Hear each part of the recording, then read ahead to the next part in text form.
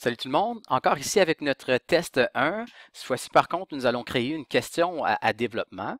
Donc, une couple de petits paramètres à vérifier qui sont différents que les questions qui sont autocorrigeantes. Évidemment, une question à long développement, on doit entrer et le corriger nous-mêmes. Donc, quand on rentre dans l'outil questionnaire, on clique sur le test en question, inclure ou modifier les questions. Et maintenant, on va choisir une nouvelle question du type développement.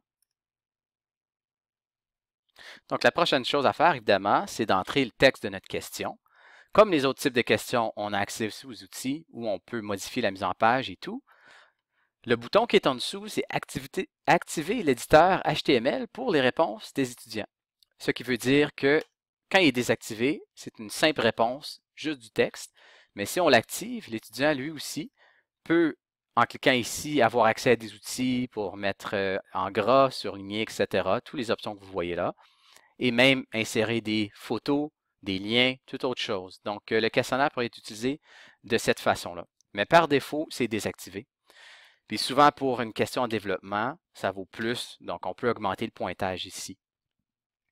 Dans les options, si on clique ici, encore une fois, une rétroaction automatique, c'est possible. Ajouter un indice pour l'étudiant aussi, c'est possible.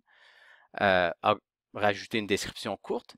Mais une option qui est intéressante ici, c'est la clé de réponse. Donc, évidemment, parce que la question n'est pas auto-corrigée, des fois, c'est intéressant, quand on crée la question, d'ajouter une clé de réponse qui va nous aider quand on va par la suite corriger. Donc, une clé de réponse.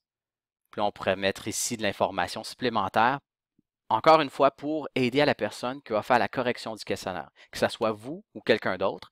Des fois, c'est intéressant de le laisser pour ne pas l'oublier.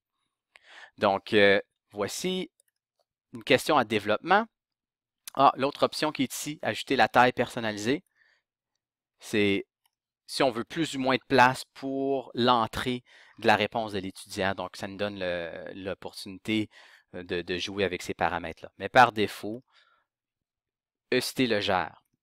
Donc, si on veut cliquer enregistrer, maintenant la question est enregistrée et est ajoutée au questionnaire. Donc, on a les trois types de questions qui sont là. Merci.